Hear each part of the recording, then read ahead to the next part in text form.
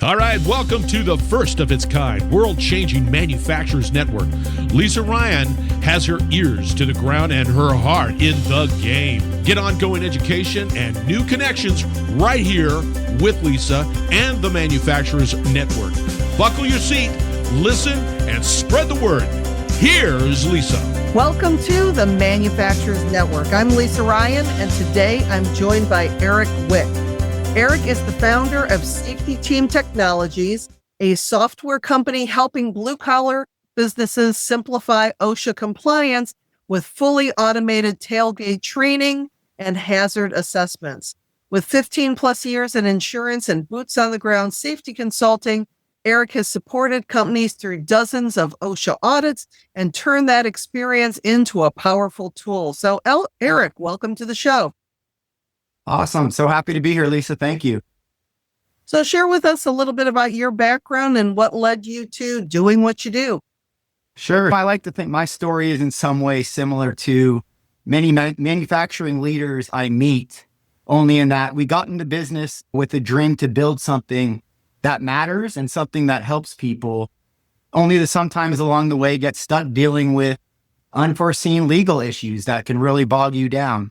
And in this case, we'll talk about employee safety, employee injuries, and other government compliance problems.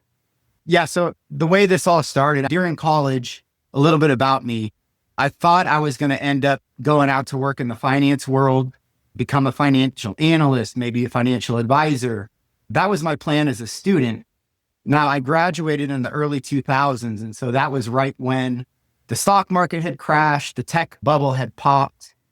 And really, people weren't thinking too highly and positively of financial advisors at the time, right? Especially if you're right about to retire at that time and your 401k gets cut in half.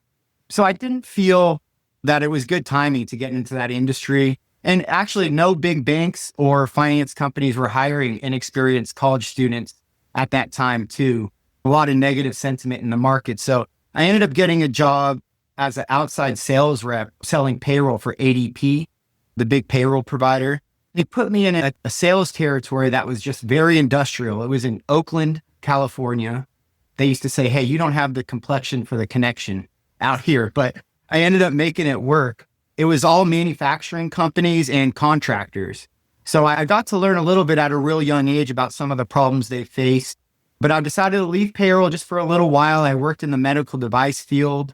I realized pretty soon, after a few years, I didn't enjoy the hospital environment as much. I didn't enjoy working with doctors as much.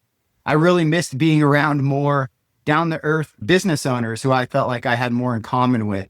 So I ended up coming back in around 2008, 2009 to the servicing of blue-collar business owners, but this time as an insurance broker and risk management.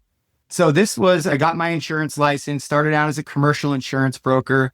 My job was now to convince business owners to use me as their advocate to find custom insurance policies that protect their companies from risk.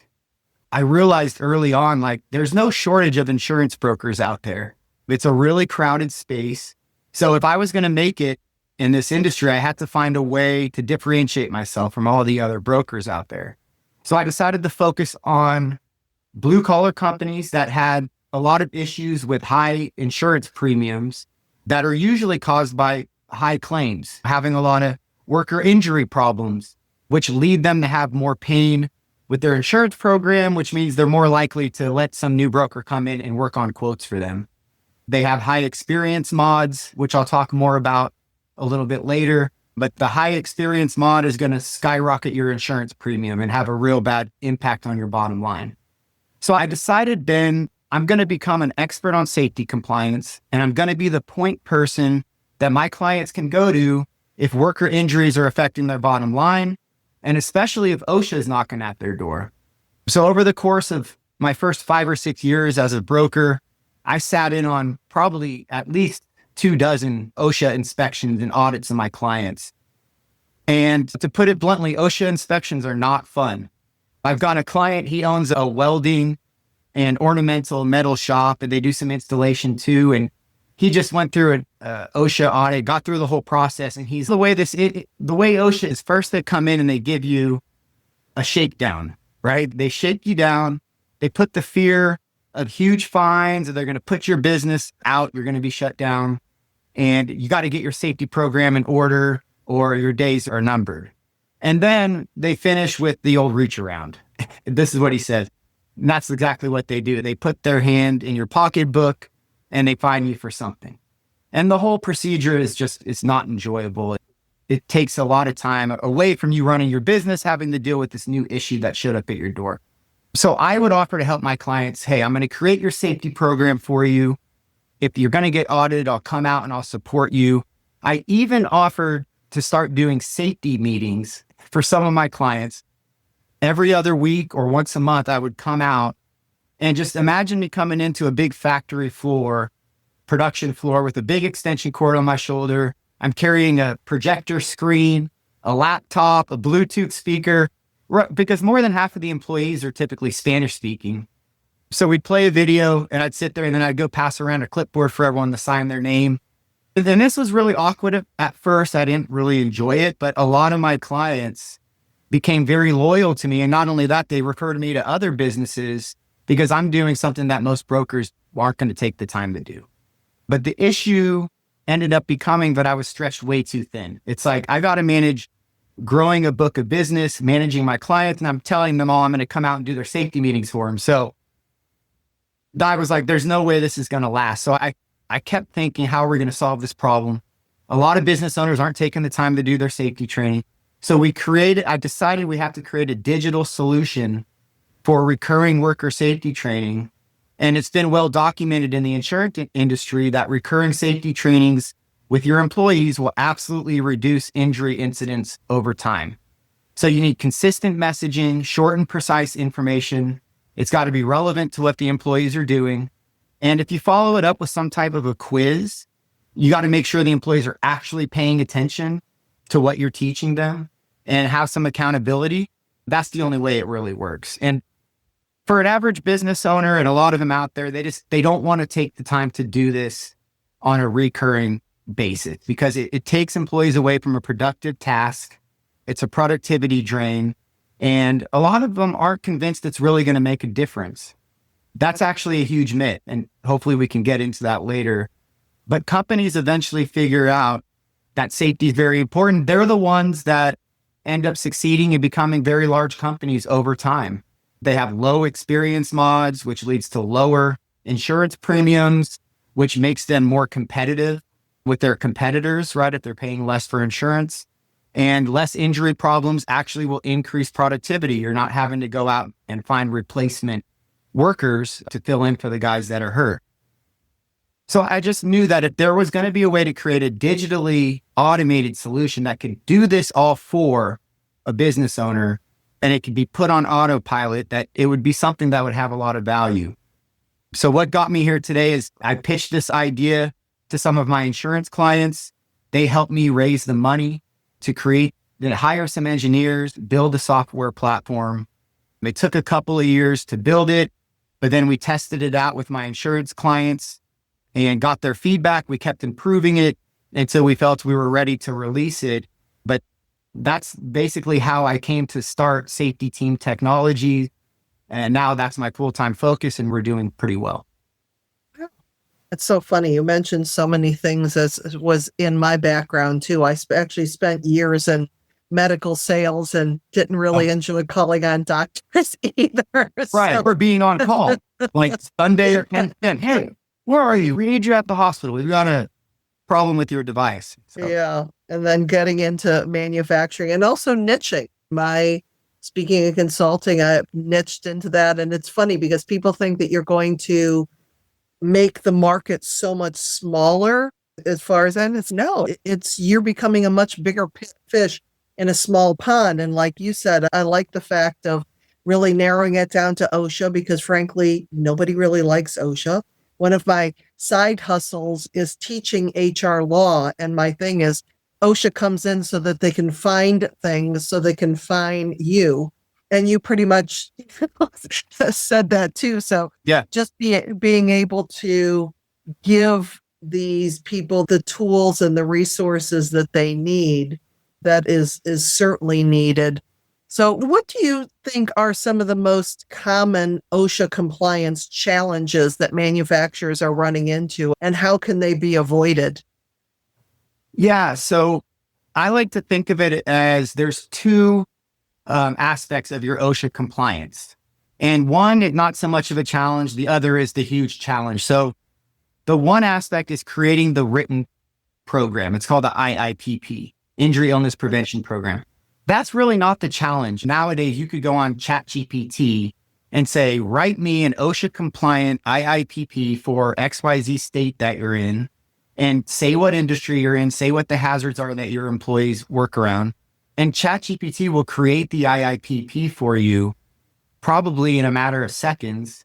You could go in, you could tweak it. So a lot of businesses have the IIPP. It's sitting on their bookshelf somewhere collecting dust. What they struggle with is implementing the IIPP. So the most time-consuming part of that is hosting recurring safety training meetings with your employees. And then the other aspect is periodically performing a hazard assessment on your shop floor where the employees are working and use a hazard assessment checklist. Okay, go through the checklist and just make sure if you do spot a hazard, you come up with a corrective action plan on how you're going to eliminate that hazard and just documenting that. So when there is an accident, investigating what happened, taking the time to see were there any witnesses, what does everyone say happened versus what does it look like happened, and then coming up with a corrective action plan to make sure it doesn't happen again. So we actually, on our website, we do have a free OSHA compliance checklist for general industry manufacturers you could download, and it goes through every single aspect of OSHA compliance and what they would look for if they audited you. So yeah, the IIPP, but then other written programs you can have, like if it's a real loud environment, you should have a hearing conservation plan. If your employees are working with any hazardous chemicals, you need to have a hazard communication plan. And getting the written program, it's really not that hard nowadays, but it's implementing the training and the hazard assessments that I see is the low-hanging fruit when the OSHA auditor comes in. They know when they ask that question, it's like the auditor gets a little glimmer in his eye because he knows he's going to get you. Like, show me 12 months of safety training attendance records. And then he gets a little excited because he knows you're not going to have them.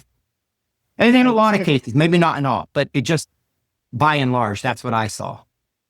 And it's that, like you said, that continuous reinforcing it. It's one thing to have the piece of paper there, but if nobody knows what's in it or nobody pays attention to it, I think about how many times I'm on an airplane and how many times they go through that safety checklist for everybody that's on the plane. But the same thing, like with your checklist, the same thing that pilots are doing every single time before they take off, because it's like I hear stories about when there is turbulence or there is plane and everybody is going through their brain racking, oh, what did the flight attendant say that we're supposed to do? So Yeah. even if the shop managers don't think that their people are taking them seriously, that repetition is going to come in handy, that they'll know what to do if there is an incident. Exactly. Yeah. And if you can incorporate some type of a quiz after each training too, like, I mean, our app has a leaderboard built in. So the employees get points for every correct answer on the safety quiz. It's only a 5-question quiz, but over time, those points add up. And like, you can start to create a friendly competition with the employees too. Yeah. So why do workers' compensation premiums tend to hit manufacturers especially hard? And what practical steps can they take to reduce those costs? Yeah, manufacturers, unfortunately, have higher rates than the average industry, similar with contractors too. And it's because each state, they're going to derive their workers' comp rates for each class code based on historical claims that they've tracked for those class codes across the entire state. So every operation is going to have unique class codes for workers' comp, and the rate's going to fluctuate from year to year based on how extensive the claims have been in the industry. So you could see rates go up or down based on a number of issues, whether or not the state is struggling with runaway costs in the Medicare system, or like back when there was that opioid crisis where every other doctor was prescribing a ton of opioids to injured workers who were now never going to go back to work because they're permanently addicted to opioids. That was a huge driver of big workers' comp costs. And so the more frequently you have employees get hurt, the more likely you're going to fall into that trap. So manufacturers tend to have a higher frequency of injuries, and they also have a higher severity of injuries. And the longer time an employee is out of work collecting disability, the higher likelihood they're going to see some commercial on TV while they're sitting at home from an attorney saying, hey, were you injured on the job? Do you want to make sure you get the maximum payout? Please call our office, which can lead to other negative consequences for the employer. And then sometimes manufacturers, and you can't blame them, they really want to focus on productivity. They really want to get the most out of every day from their employees. So they think more about that than they do about preventing injuries and safety. Not all manufacturing leaders really understand just how expensive one worker injury is. And so I've got a good real world example from a guy. He owned a furniture manufacturing shop in the Bay Area, California. He had close to 20 employees. Furniture manufacturing happens to be a relatively high workers' comp rate. So he had a payroll of about $1 million a year for his 20 workers. And when he first got referred to me, he had 0 claims on his workers' comp record, which is great. He had a low experience mod. And if anyone's not familiar with the experience mod, it works by either rewarding you, the business, for no or low worker injury claims, or it punishes you for the opposite end if you have higher frequent claims. But the difference can really be staggering. So I've seen companies with the mod as low as a 0.5 or a 50 mod, which means they're paying half than the average company with the same class codes in their state. So it gives them a huge competitive advantage.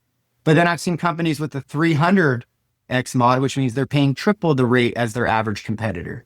So depending on how large your payroll is, it can make your insurance hundreds of thousands of dollars more expensive, or it could literally put you out of business.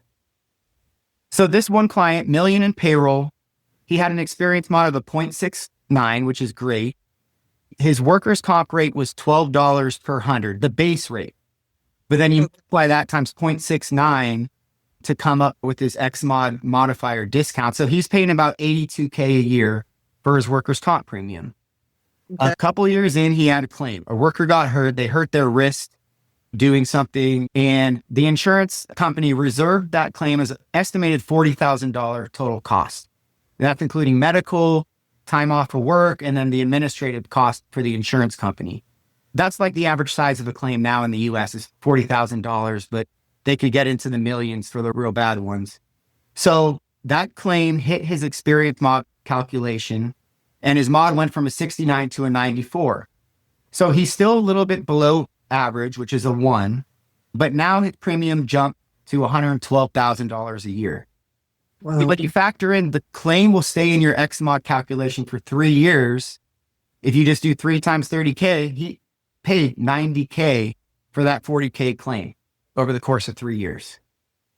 Oh, wow. That's why so many businesses hate insurance too. They think it's a scam when it's supposed to be there to help them and it's so expensive. But yeah, in the end, you have to have insurance, but over time, you're going to pay more in certain cases than the insurance company paid.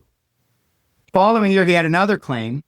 Unfortunately, he had gone such a long time with no claims, then he gets hit back to back, 2 claims in a row. And I've seen this happen a lot of times. So his new mod, when that hit his mod, it came out as a 1.21.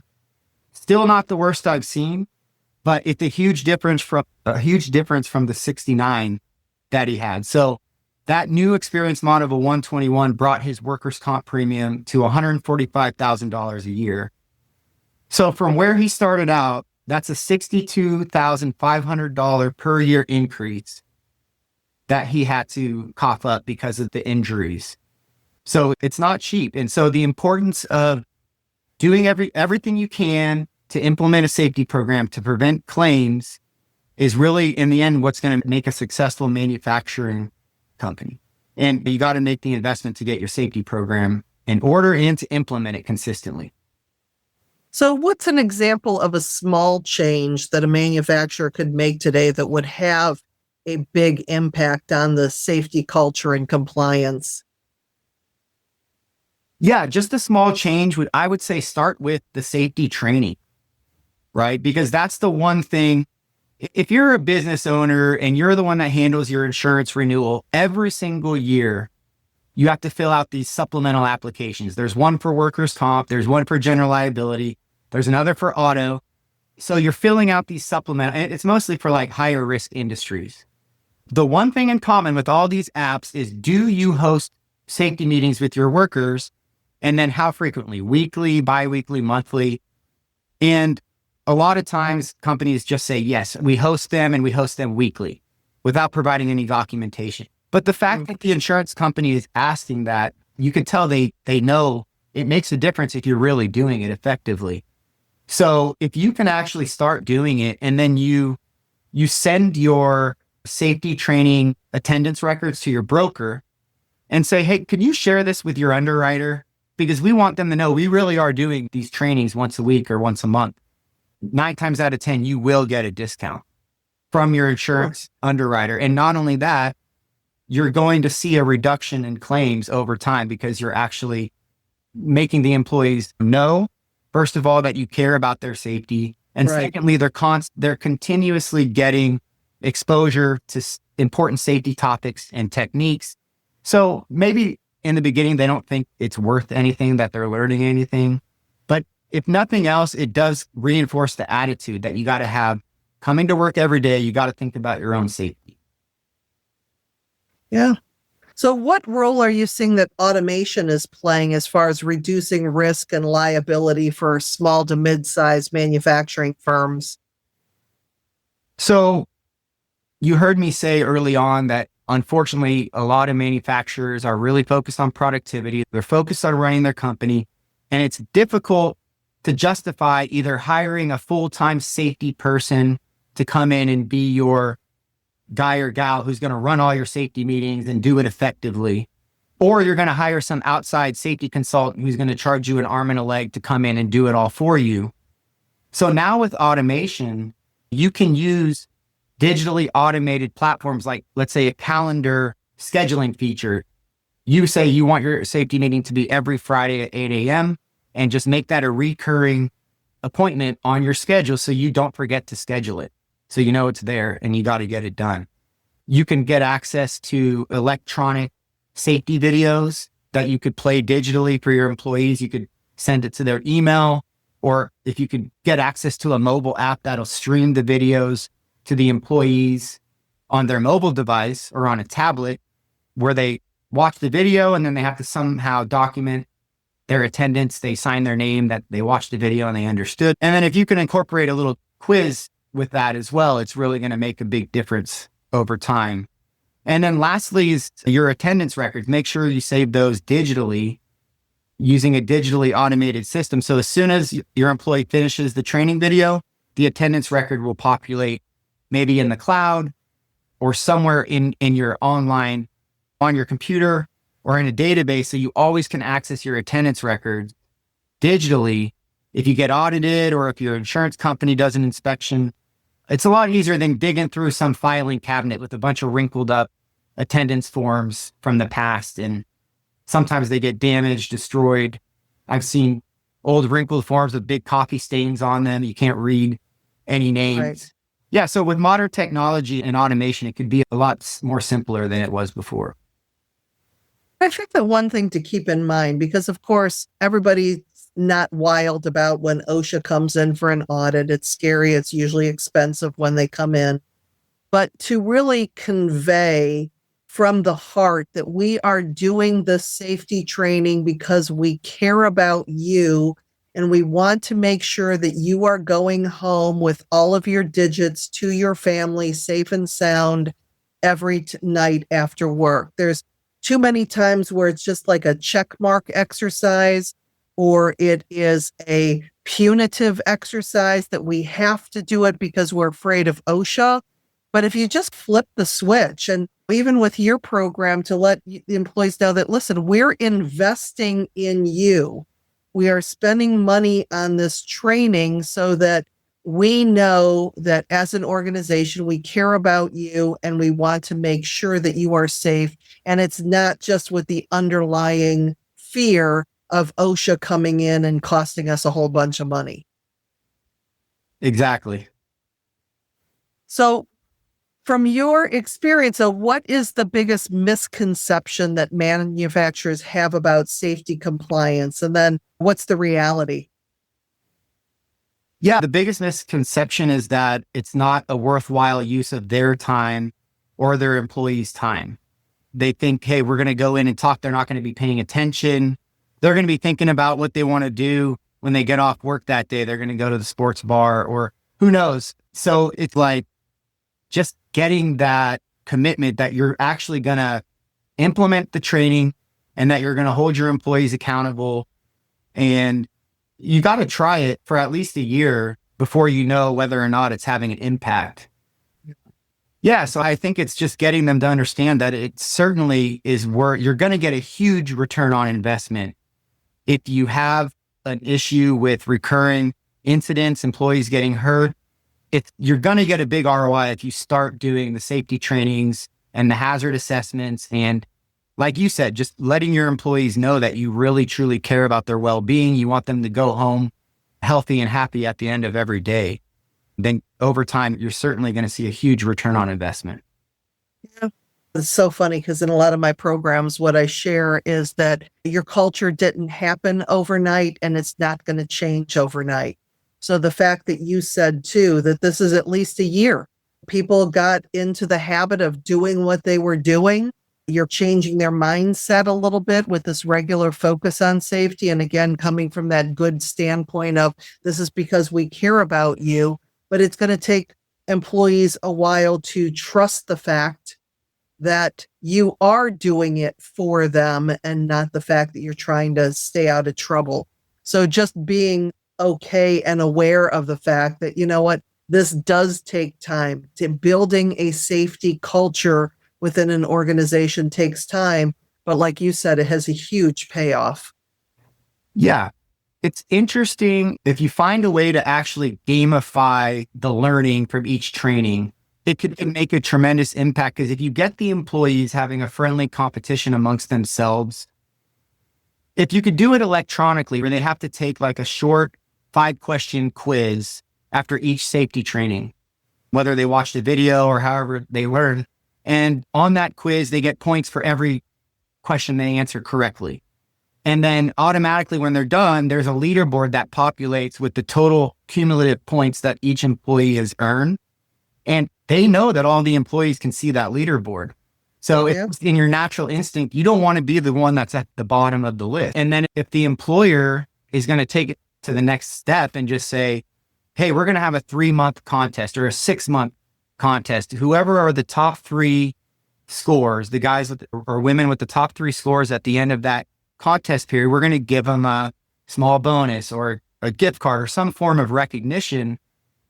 You'd be surprised about what that can do for your safety culture and how it could start to embed itself in your normal culture.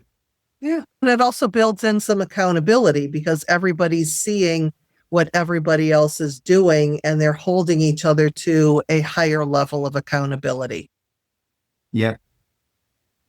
So if somebody did want to get a hold of you and continue the conversation, tell us a little bit about what you do. How do you get them set up? What does the process look like? And how would they get in touch with you? So the best way and easiest way would just be to visit our website. It's oursafetyteam.com, oursafetyteam.com. And as soon as you come to the website, you'll see you can either just download our OSHA compliance checklist.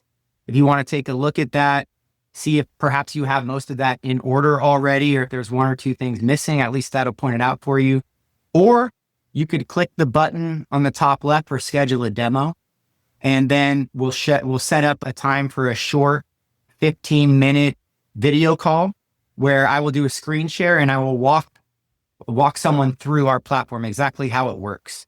We'll go to the scheduling feature, select a date when your hypothetical safety meeting would be, and then you'll see all the future meetings automatically schedule for the indefinite future in the calendar function on our platform in the frequency that you chose.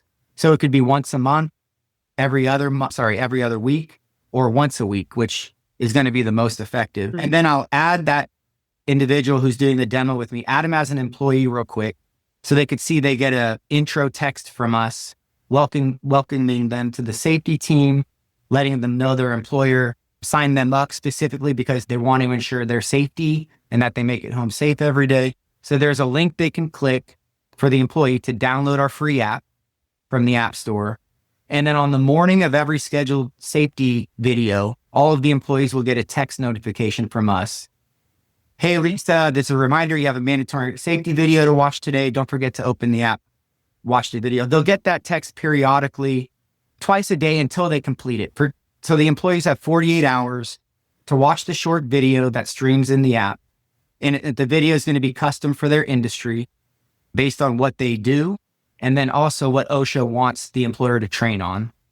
And all these videos come from a reputable source. They're probably the largest safety video production company in the country. Even some OSHA inspectors have been trained using their safety videos. And so as soon as each employee finishes the short video, the attendance form automatically populates with all their information saved in their account, so the business can download those attendance forms whenever they need them. Oh, and I forgot to mention, there is a short gamified quiz after each video for the employees to take a 5-question, most true or false questions or multiple choice. And then the leaderboard populates automatically so they can see which employees are getting the most points on the quiz. Okay. All right. And then, did you give your website? Yeah, oursafetyteam.com. And if you're already like, hey, this sounds awesome, the price is very affordable. For most manufacturers, it's $5 per employee per month. If they have over 75 employees, we'll start to build discounts in. Or if they want to do more frequent trainings, the price varies. But what was I going to say? Yeah, you can actually just enroll right on the website. It's pretty easy to just go through the enrollment. All right. Eric, thank you so much for joining me today. This has been really helpful. Thank you so much for having me, Lisa. That was a lot of fun. I'm Lisa Ryan, and this is the Manufacturers Network Podcast. We'll see you next time. Thanks for listening to the Manufacturers Network Podcast. Do me a favor and share this podcast with your friends and colleagues so we can grow this network and connect more fantastic folks just like you. You can either send your buddies to the website at manufacturers-network.com or share the Manufacturers Network podcast on your LinkedIn, Facebook, Twitter, Instagram, or wherever you and your industry friends hang out. The bigger and faster we grow the network, the stronger and deeper the community will all have. Thanks again, and I appreciate you.